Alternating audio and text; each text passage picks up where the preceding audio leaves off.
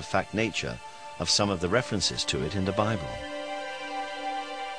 A lot of those references to Jesus coming back might in fact be taken more in an everyday sense of someone going away to accomplish a certain mission and then planning to return when that mission was accomplished.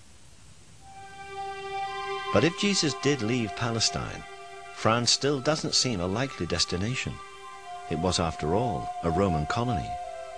Some claim that if Jesus did survive the crucifixion, his first priority would be to escape from the jurisdiction of the Roman Empire. You just look at a map. Palestine is on the far eastern border of the Roman Empire. If you go west, you're going right into the heart of Roman territory, where we have our 15 legions stationed around the world. If you go east, you're crossing over into Parthia, and you're going towards Persia eventually, and India and Afghanistan, that direction.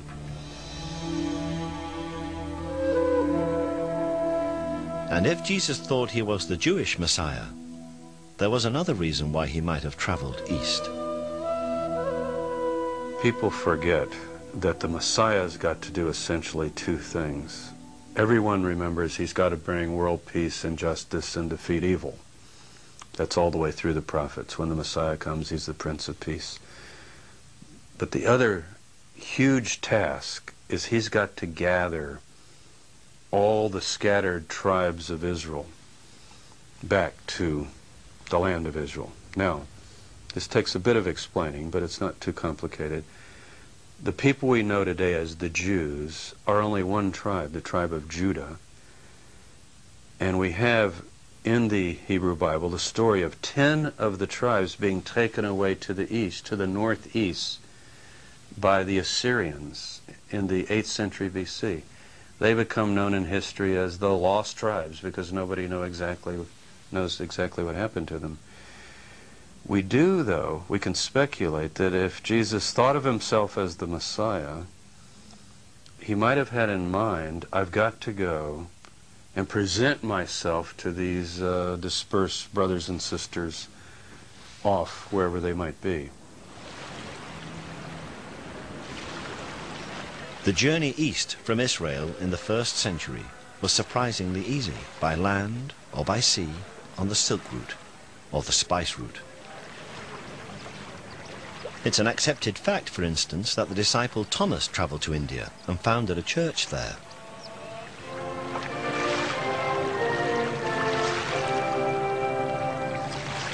The great tradition of the Indian church is that it was founded by Thomas the Apostle. To travel to India would be no problem. He just had to go down to Gaza and link up with one of the spice trains returning, and then from Yemen get a boat to India. It would have been a very simple, easy procedure that was done regularly. And there's another reason Jesus might have been tempted to travel east. But to understand that, we have to go back to the year of his birth. We all recognize the story in Matthew's Gospel of the 3 wise men who followed a star and presented themselves and their gifts to the baby Jesus. What we perhaps don't recognize immediately is the similarity between this story and the traditions of a religion that is 500 years older than Christianity, Buddhism.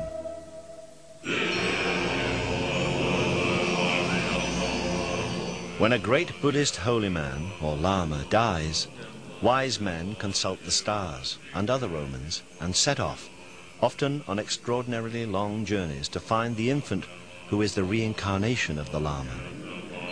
When the child is old enough, he is taken away from his parents and educated in the Buddhist faith. Could this be the origin of the story of the 3 wise men?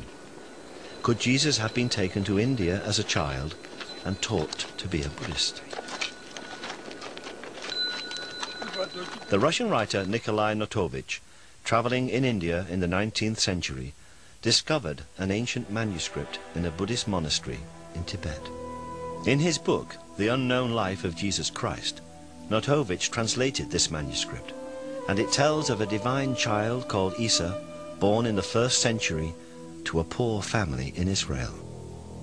Isa came to India at the age of 14, where he learned the laws of Buddhism before returning to Israel at the age of 29. This idea would certainly explain the otherwise odd fact that from the age of 14 to 29, there is absolutely no record of Jesus' existence in Palestine. Certainly, the later teachings and miracles of Jesus have uncanny parallels with the teachings and miracles of the Buddha. Loving your enemies and the idea that the meek will inherit the earth have absolutely no tradition or precedent in Judaism, but they are entirely consistent with Buddhism. He cometh unto them, walking on the sea. He walks upon the water, without parting it, as if on solid ground. It is easier for a camel to go through the eye of a needle than for a rich man to enter the kingdom of God. Riches make a man greedy, and so are like a caravan, lurching down the road to hell. Lay up for yourselves treasure in heaven, where neither moth nor rust doth corrupt, and where thieves do not break through nor steal. Let the wise man do righteousness, a treasure that others cannot share, which no thief can steal, a treasure which doth not pass away.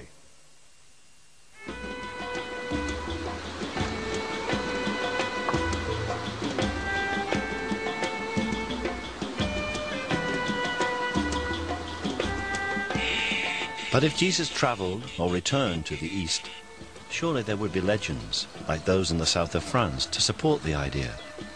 And of course, there are such traditions.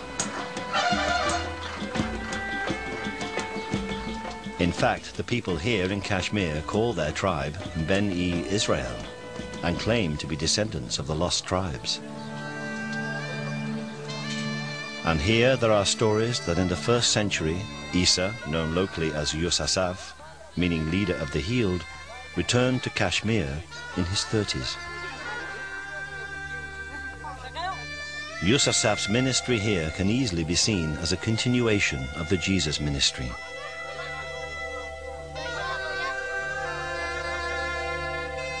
In a local temple called the Temple of Solomon, there used to be an inscription which told of Yusasaf's claim, made about 50 AD, to be Jesus, the prophet from Israel.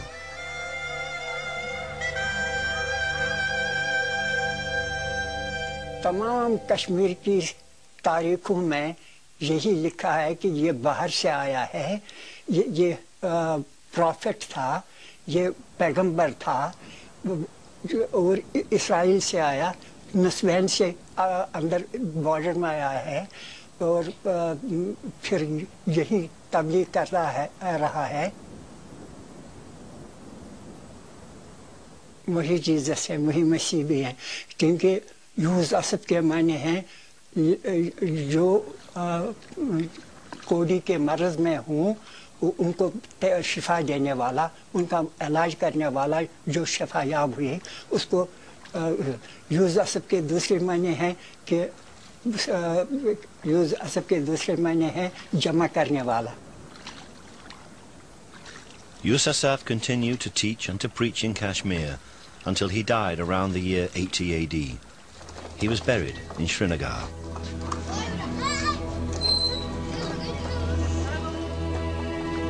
And this rather modest building is, they say, his tomb. The first shrine erected around the site was built in 112 AD. In fact, it is now a shared gravesite. In the 15th century, the Islamic holy man Syed Nazir ud-Din was also buried here. Although both the gravestones under the cloth point north-south in the Islamic tradition, the body of Yusasaf is buried beneath in a grave dug east-west in the Jewish tradition.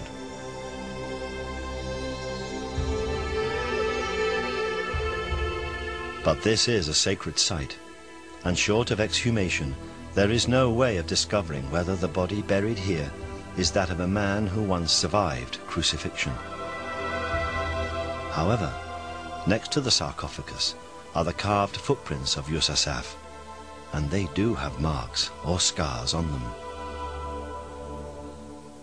अच्छी उम्र में ये फोत हो गया है और उसके पाँव के निशानात का पत्थर पर उन्होंने कुंदा कर रखे हैं जैसे कि थे वैसे ही रखे हैं निशान के तौर पर उनमें जख्म के निशानात बिल्कुल साफ नजर आते हैं जो सलीब पर चढ़ाने की वजह से उनके पाँव में जख्म आए थे The position of the scars, just behind the toes, do not match each other, but they would align if a single nail was driven through both feet with the left foot placed on top of the right.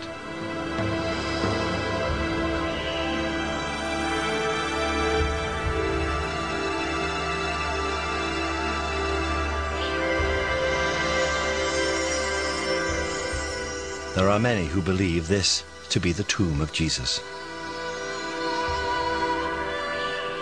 If this is the tomb of Jesus, then he spent most of his life in the mountain kingdom of Kashmir.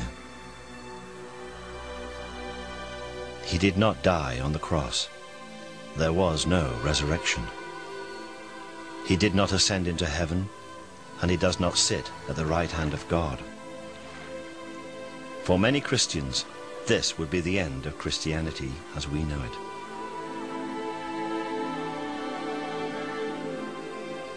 For some, the original story would still have the power to comfort us as we approach death. For me, the resurrection is about death. The two things that will happen to us all in our life is that we'll be born and that we'll die. They're the two things we know nothing about. And we have this great void before and we have this great void afterwards. So in Jesus' resurrection at the end of the Easter story is the symbolism of our own resurrection, of our own new life. That in many ways is the great strength of Christianity, and I think to kind of get away from it, to get away from that incredibly powerful symbolism of the resurrection that touches each and every one of us because of the reality of what will happen to us, and start debating whether, you know, bones in a tomb matter or whether it actually happened, completely misses the point of Christianity. But for some theologians, the story of the resurrection is little more than a witness to the grief felt by the disciples at the loss of their leader. My own working assumption is that Jesus' followers were scattered and discouraged, as they said, and that some of them became convinced that he was actually alive. I don't know how that happened, but certainly it does happen, even today, that many people with a sudden or not sudden loss, bereavement, become convinced that the person that they thought they had lost is somehow alive. And that conviction apparently was very powerful for some of these people, and then it spread. For others, the resurrection is purely a symbol of the continuing power of Jesus, summed up in the experience of the two disciples who had not recognized the risen Jesus until he broke bread with them. And their eyes were opened, and they knew him. The person who wrote that was not trying to describe an apparition. It would be like a preacher on Easter Sunday saying Jesus is among us this morning, and you don't expect people to go looking under the seats for where is he? They understand. It's the presence of Jesus they're describing. In one sense, it's a perversion of resurrection to reduce it to a body coming out of the tomb. Do you or do you not believe?